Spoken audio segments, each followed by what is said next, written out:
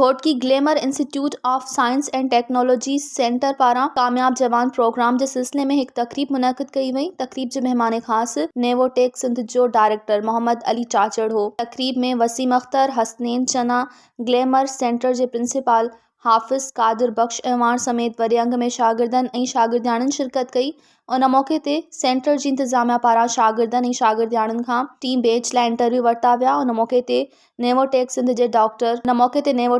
जे director Mohammad Ali चाचड़ media सां ॻाल्हाईंदे चयो त असांजो मक़सदु इहो आहे त नौजवाननि खे मुख़्तलिफ़ प्रोग्रामनि ज़रिए हुनरी सिख्या ॾियूं त जीअं नौजवान न्याणियूं तोड़े नौजवान पंहिंजे पेरनि ते बीही सघनि। हुन चयो त घोटकी ज़िले जे 5 टेक्निकल इदारनि खे चूंडियो वियो आहे जिते शागिर्दनि खे हुनरी सिख्या ॾिनी वेंदी।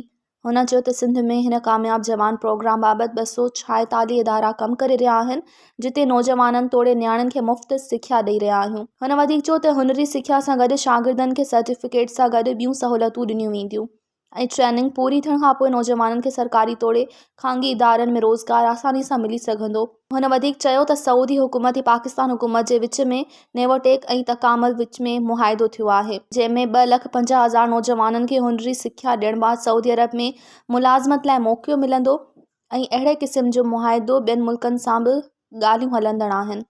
मज़ीद खबरों और तफसीलात के लिए विजिट करें हमारी वेबसाइट www.awamiNewsHD.com।